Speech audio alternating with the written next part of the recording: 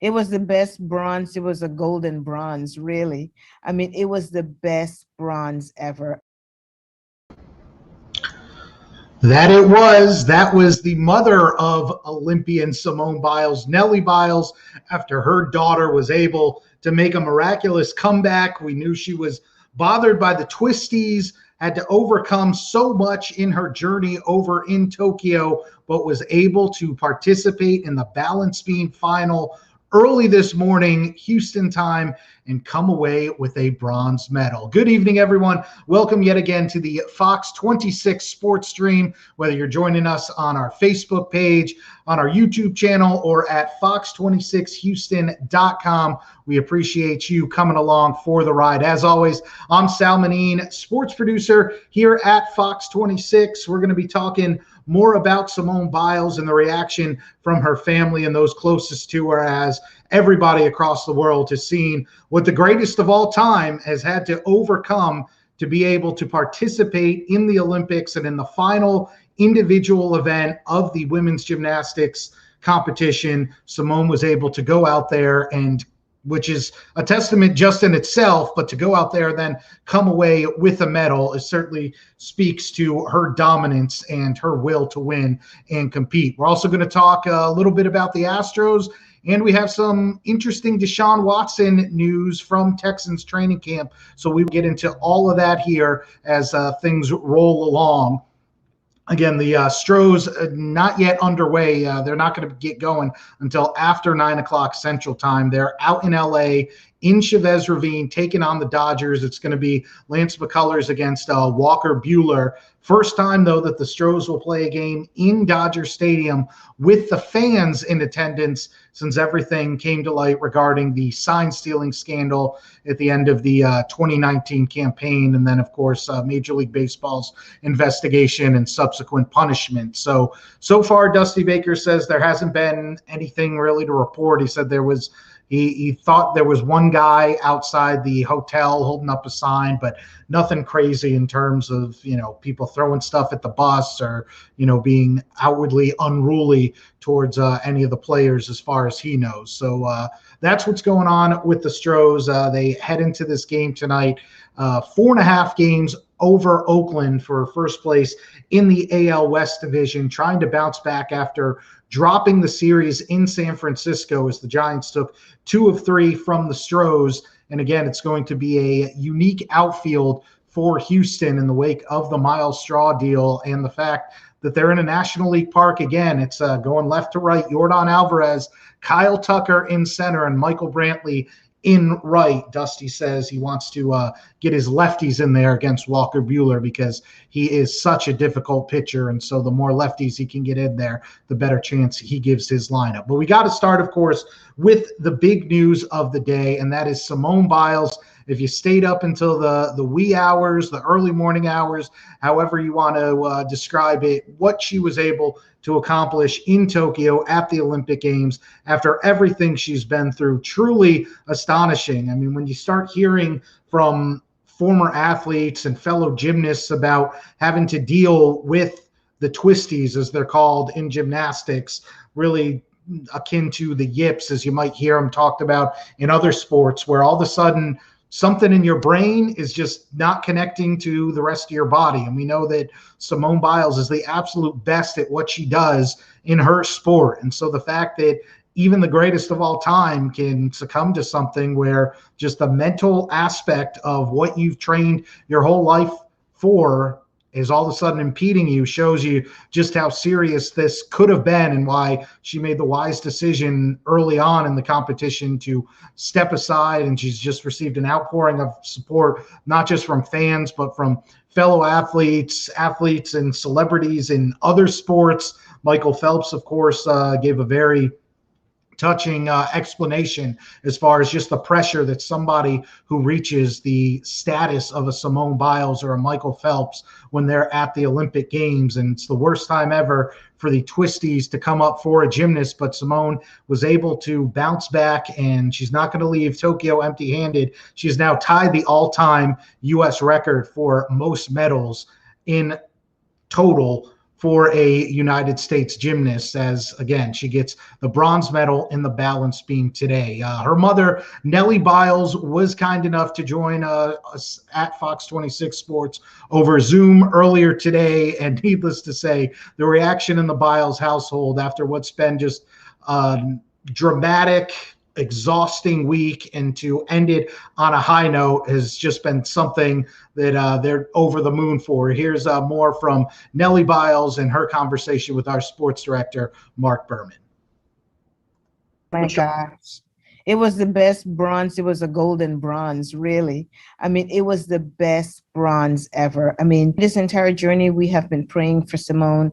And I just know, and I even talked to Simone about this. I mean, all the prayers that we have uplifted Simone with, it's about her safety. It's about her staying focused. It's about her, about this journey. But never once did we say that we never prayed for anything in terms of colors, in terms of medals. And then to finish on a high note where she actually trusts herself to do one routine, and that was the last routine. And then she medaled on that. I mean, that's the best bronze medal ever. And Simone spoke with her parents before and after her bronze medal winning performance. We FaceTime her in the tunnel when she was walking in. So before she got out there, she FaceTimed us and we all said hello to her and cheered her on. And then she FaceTime again to show us her medal, and we just screamed. I mean, she was so happy. And likewise, we were just elated. It was a wonderful feeling, just proud of her. It's hard to even put in words just how we feel, simply because we've known, I mean, this has been the longest week ever. My daughter, for no reason, just could not coordinate brain with body. And did have problems with the twisties, and that was very frustrating for her. I mean, I felt her pain just sitting in the stands and looking at her teammates. But I mean, she was such a leader, just there, cheering on the rest of her teammates, and knowing that they would be able to fill in and also medal for themselves and their country. So that was great to see. Nelly knows people all over the world are supporting her daughter. I know that if I could feel the support and love from other people, my daughter also felt that, and that really means a lot to her and to the entire family.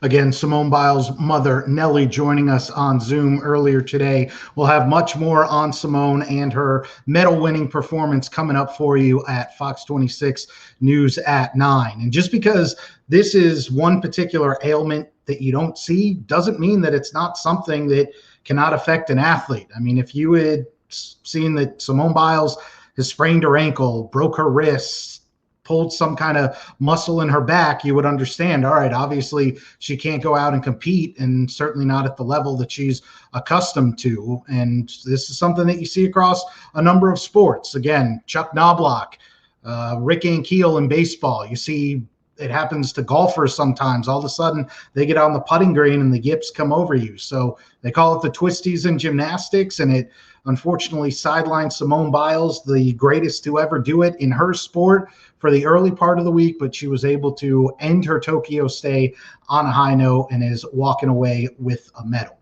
All right, do want to transition to some football. The Texans put on the pads for the first time at training camp today. Obviously, still a ways to go until they'll really start to get into the nitty gritty and as you get closer and closer to the start of the regular season. But there was one noticeable absence as the pads came on today, and that was the biggest name in Texans camp, who by all accounts doesn't actually want to be in Texans camp. And today, Deshaun Watson was not a part of any of the drills or practices, walkthroughs, anything that was going on, at least while the fans and the media were out there. And when asked afterwards about the absence of Deshaun Watson, here's what head coach David Culley had to say to the reporters. Well, as I said before, we're day-to-day with it. The only thing that's changed from the standpoint of that is we make decisions every day based on what's best for our football team, and I'm going to leave it at that. You can't tell us why he decided to practice today? Again, I'm going to leave it at that. And he did leave it at that throughout his entire exchange with reporters. Anytime the name Deshaun Watson was even mentioned, it just went back to, we're leaving it at what we said. It's day-to-day, no further comment. That's all that you're getting from anybody in charge at the Houston Texans right now. And obviously, in the case of David Culley, a first-time head coach and a brand new head coach to the organization, if that's the company line, that's the company line that he has to toe. And so now is when the speculation can run rampant. Just why was Deshaun Watson not out there? Was it as simple as they know that he's not going to be a part of this team going forward in terms of actually playing in games on the field? So there's no need now that the reps are starting to mean a little more to waste your time and energy with Deshaun Watson. Is it a matter of this guy is a valuable trade asset, so you don't want to risk something that now that the pads are coming on, and even though you're technically not supposed to hit the quarterback or touch the quarterback in practice, you never know once guys start going live. I mean, just ask the New York Giants, some kind of brawl broke out at camp today, and their starting quarterback ended up at the bottom of a dog pile. So if you're Deshaun Watson even, and you don't want to play in Houston anymore, do you want to go out there and subject yourself to who knows what may happen because you're now taking part in full contact drills and all that? So we don't have any further answers. The Texans don't want to give us any further answers. And so this whole back and forth is going to continue for yet another day, week, month, however long it takes. We know that the Texans have been willing to listen to offers for Deshaun Watson since before the draft. By all accounts, though, they just have not gotten any legitimate inquiries or trade offers for their former, or it now seems to be former franchise quarterback. Because if you're the Texans, you want multiple first-round picks and or multiple quality young players that you can come and plug in right away at the top of your depth chart. Guys who are basically former first or second round picks who have already shown something special very early on in their career.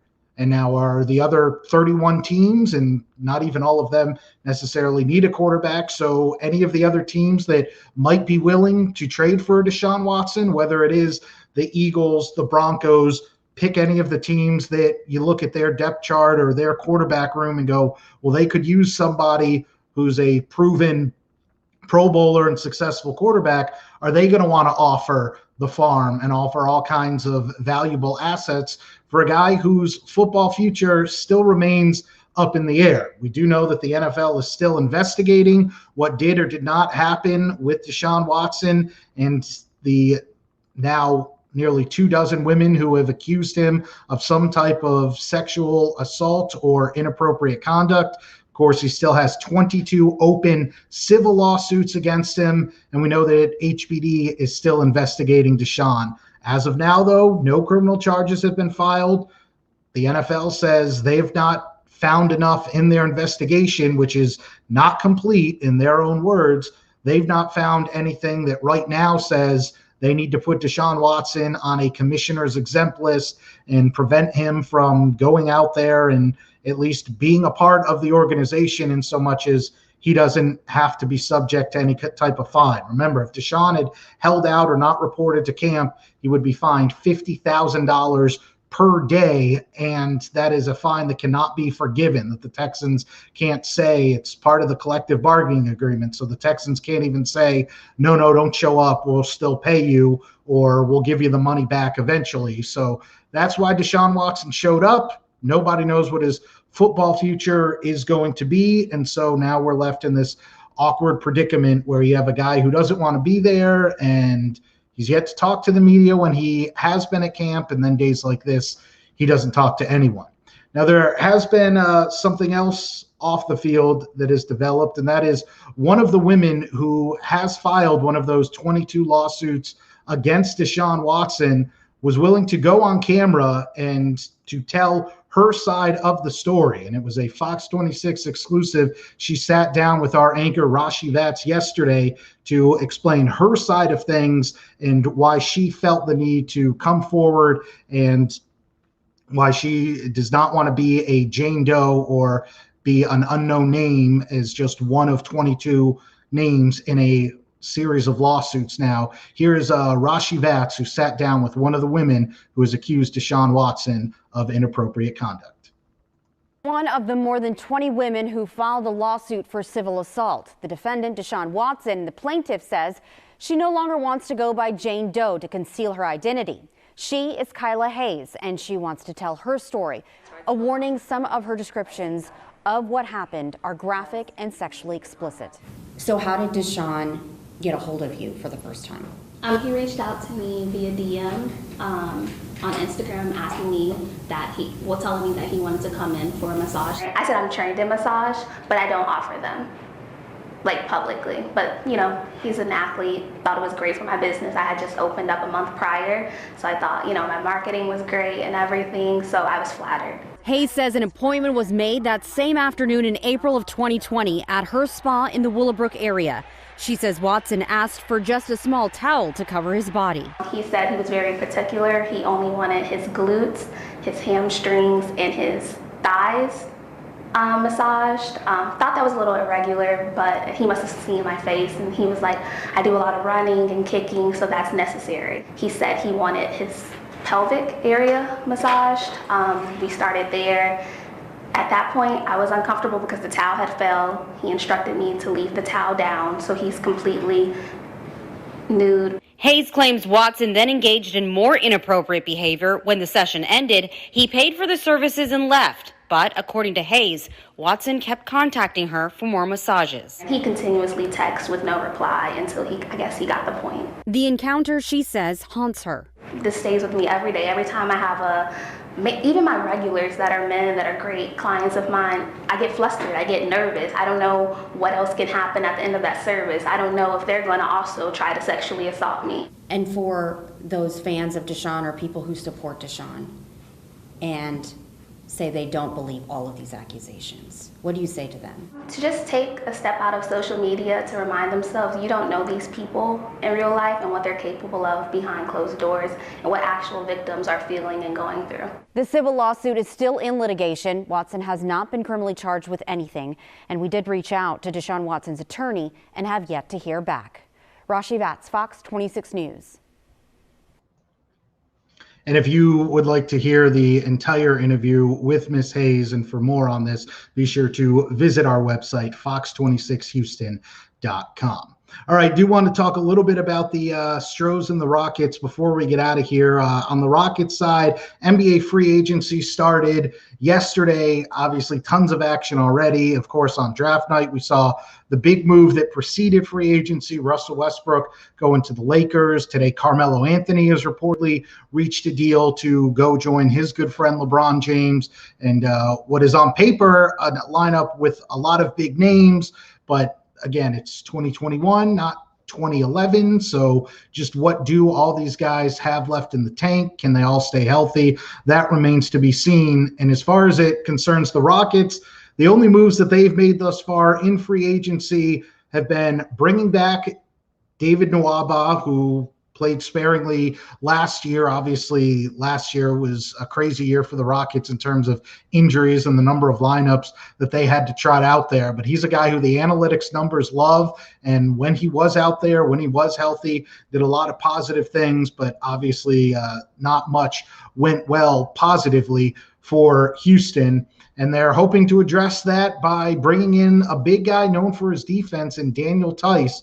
Of course, most people probably remember him from his stint with the Celtics, helping them get to the Eastern Conference Finals. He was traded at the deadline last year, finished the season out with the Chicago Bulls, but he has reached an agreement with the Rockets where he will try to bring some interior presence. And in both those cases, the Rockets are not handing out tons of cash, not long-term contracts.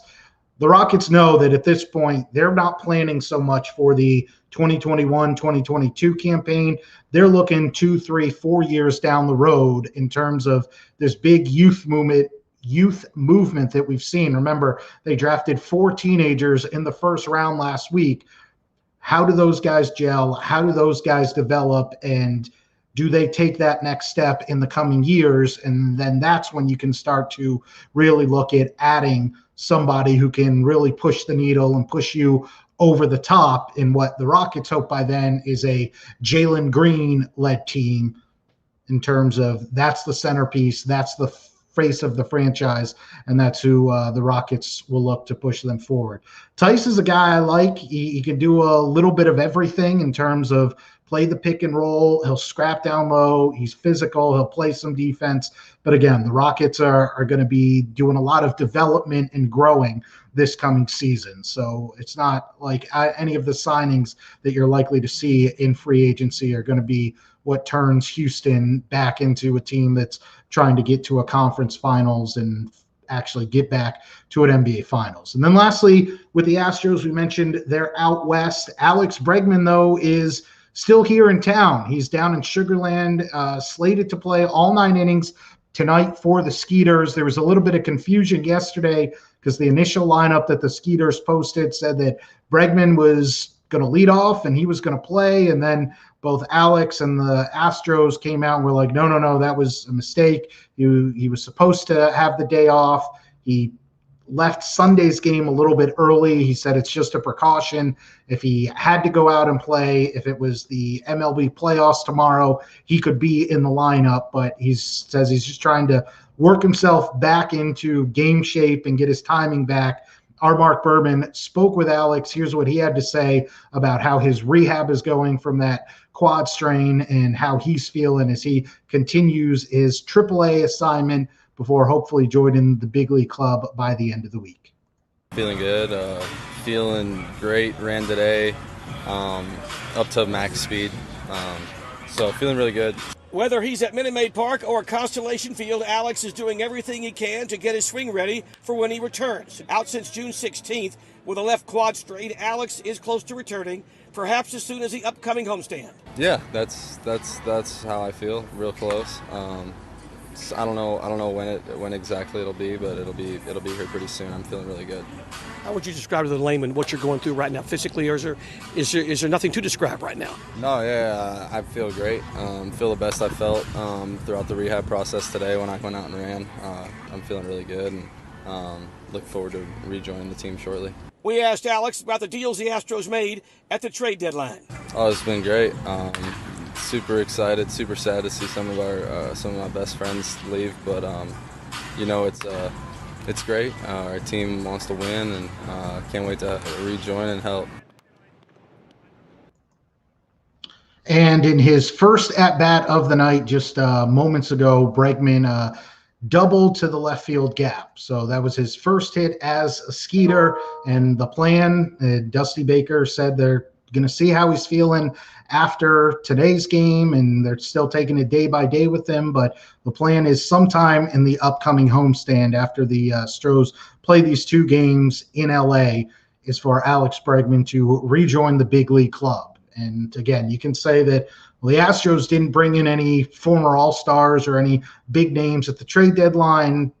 This is part of the reason, because they're looking at it as they already have the best offense in baseball. They shored up their bullpen, so now they can add a former MVP finalist and a guy who is proven he can get it done when healthy in Alex Bregman. And then if that's the case, you have to like their chances as well, if not better than anyone in the American League as they head down the home stretch here. Again, if I'm an Astros fan, I'm not concerned about any of these other teams in the AL in terms of it's going to be too hard to beat a Boston or the White Sox, the Rays, even the A's. Obviously, you can't let up against Oakland. Again, just a 4.5 game lead in the division. We know that they actually went out and were buyers themselves at the deadline, but I still like the Astros' chances. And if I had to rank them right now, if the playoffs was starting tomorrow, I still think the Astros are the team to beat in the American League, then probably Tampa Bay,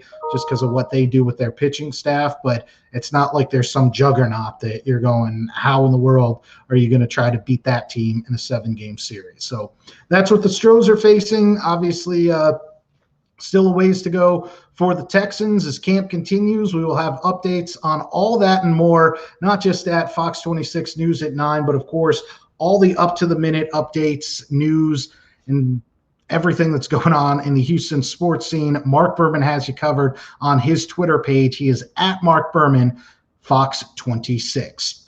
Our thanks to Nelly Biles. We will have more from her tonight, and to Mark Berman. For all of us here at Fox 26, I'm Sal Manine. We'll see you again next week.